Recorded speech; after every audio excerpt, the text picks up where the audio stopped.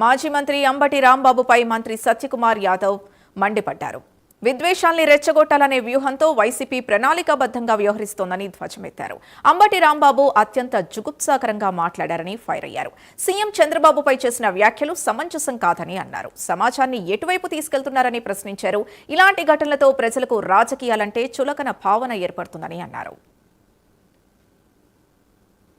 చాలా అత్యంత ఖండనీయమైన అంశం, అత్యంత జుగుప్సాకరమైన వ్యాఖ్యలు అంబటి రాంబాబు గారు చేయడం జరిగింది.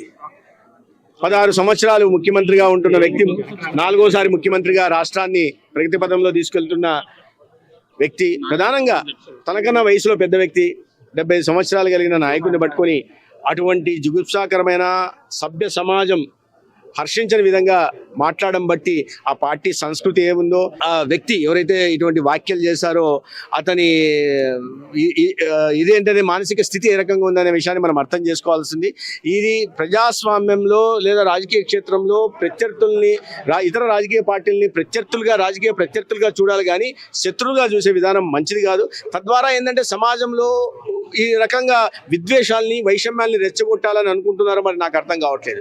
నేను వేరే రాజకీయ విమర్శలు చేయట్లేదు కానీ ఎన్నికల్లో గెలుపోవటం అనేది సహజం. ఒకసారి గెలవచ్చు, ఒకసారి ఓడిపోవచ్చు. కానీ ఓడిపోయాం కదా అని చెప్పి ఫ్రస్ట్రేషన్లో ఉంటూ ఇటువంటి వ్యాఖ్యలు చేయడం అనేది సరైన పద్ధతి కాదు. చాలా గాంధీ ఆసుపత్రిలోని